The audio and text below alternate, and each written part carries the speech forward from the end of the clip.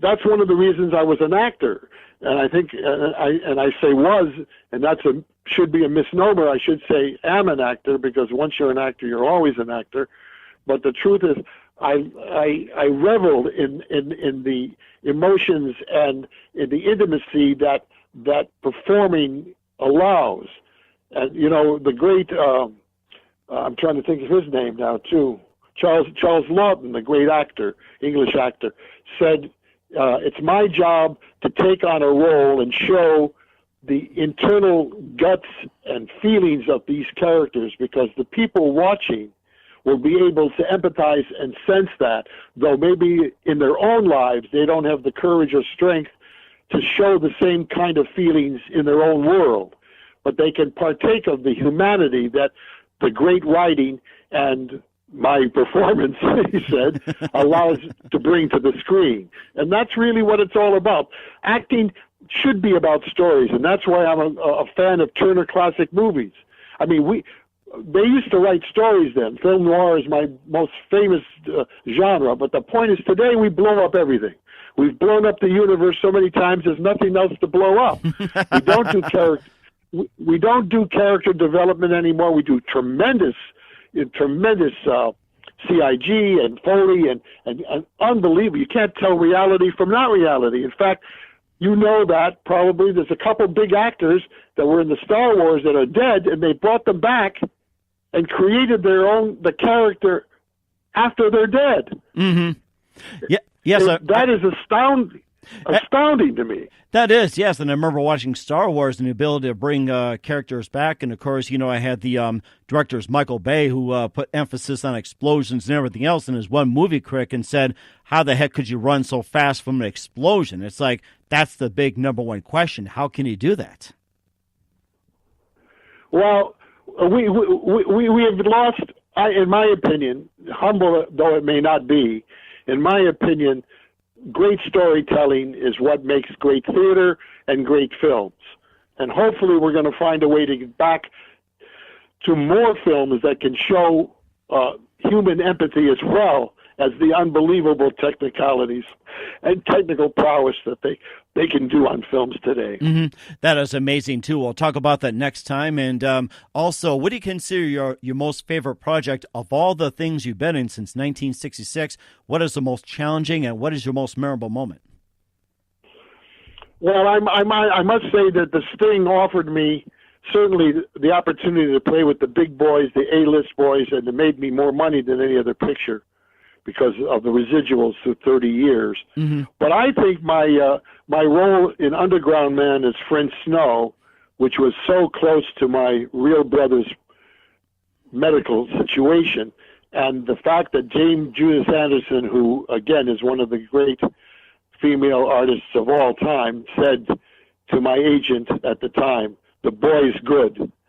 And that was praise from her and praise for me, but it also meant that I really had tuned into the character and brought. In fact, Ross McDonald, I have the hard copy of the book, and he inscribed on the first page to Lee Paul, who brought Fritz Snow to life.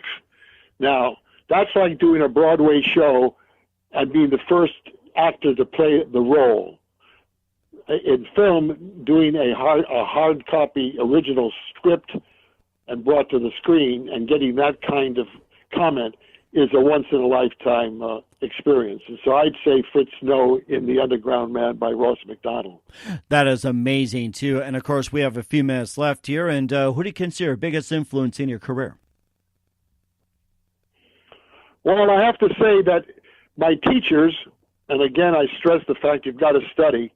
There was a very famous coach. I don't know if I mentioned it so far today, but his name was Jeff Corey, one of the 10 top acting coaches in the country. Mm-hmm.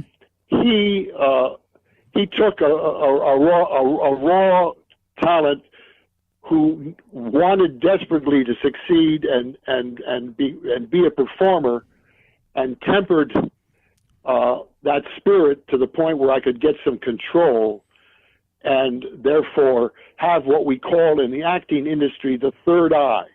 No matter how involved you are in a scene, no matter what what physical prowess you have to demonstrate. You've got to have a little third eye way up in the sky looking down at you performing, so you don't go beyond the restraints of either believability or physical impossibility.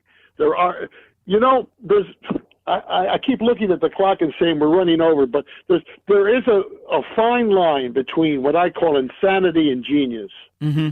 And that line is so tenuous, and it moves back and forth according to whatever the role and whatever the moment is. But there are some, Christopher Walken, you know the name. Correct, yes. Right? If you watch him, you never know whether he's going crazy or he's insane, or if he's just so unbelievably pure in what he's doing that it scares you. And the point is that discipline of being able to move back and forth over the line and still maintain the third eye is what makes great acting. The great acting. You have to have range, you have to have a great voice, you have to have discipline, and you have to have memory, and you have to take direction. But the truly great stars have that ability to balance that fine line between truly insanity and true genius. And that's what makes exciting theater, exciting films, and that's what's important. That is amazing, too. And what's the best advice you can give to anybody at this point? First place, get a real job. In other words, go to school, get your degree, learn a trade, have something to fall back on, because 99.9% are going to fail, no matter how good or how special you think you are. But don't give up the dream. Right. Study, take your classes, take theater in school, and keep pushing the boundaries, but have a backup to pay the bills, because otherwise you're going to wind up like me 30 years later trying very hard to get back into the industry without that backup, because I'm too old to be an engineer anymore. Because in my days, they used slide rules. Today's engineers don't even know what a slide rule is. I remember, saying, yeah. Don't give up the dream, but be practical. Try to learn a trade. Try to get a degree in something so you have a way to sustain yourself. I quit the petroleum engineering business too early. I should have worked in 4 or 5 years, built a little nest egg for myself, and then tried show business. I went out because I was telling too many funny jokes in Williston, North Dakota, and wound up struggling financially for all those early years, where I could have been in a better frame of mind, more comfortable, and really worked on my craft without worrying where I was going to have the next meal. So that's what I would tell the people out there. Don't give up the dream, but be sure you've got a backup plan. I think that's very practical, too. That is amazing. And, of course, we'd like to have you back on again soon with more stories and everything, Lee. You've been fantastic. And before we go here, we know you're very busy. Tell us some of your upcoming projects, your website, how can people contact you, and where can they purchase your book? Well, the book is at Amazon. Just go to Amazon and look up Bitch, Pitch, and Get Bitch by Lee Paul. You can get a free copy, a free chapter, and if you like it, I think it's been reduced to $9.95. And I'm telling you, there's something in that book for everybody at every level, at every phase of success in their life. I can be reached, of course, at imdb.com and Google. And when you ask me what am I doing, this is what I'm doing. These little radio shows, I don't want to belittle it. I say little because we were on the air almost an hour and 15 minutes, but I'm trying the publicity angle again. I've got a new agent, the Brogan Agency. I've got a new demo. I've got that Jeff and Yannick show on Bluetooth, not Bluetooth, on YouTube, because it's all about show and business. And right now, it's for Lee Paul, it's about show, getting back into the industry. Hopefully somebody out there is going to say, boy, if nothing else, that guy can talk. Maybe we can find a part for him.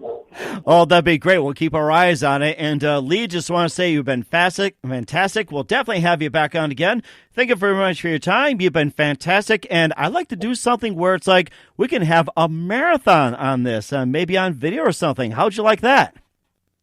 I'd love it. That'd be great. Okay, thank you very much again. We'll talk to you soon, and do us a favor. Keep us updated. Look forward to having you again soon.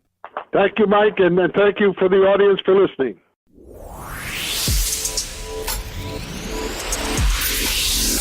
Thanks for listening to The Mike Wagner Show, powered by Sonic Web Studios. Visit online at sonicwebstudios.com for all your needs. Listen online at themikewagnershow.com and on Facebook, SoundCloud, Spreaker, Spotify, and iHeartRadio. And watch the interview on YouTube. Also, become a sponsor of the program or donate today at themikewagnershow.com. Join us again tomorrow for another episode of The Mike Wagner Show.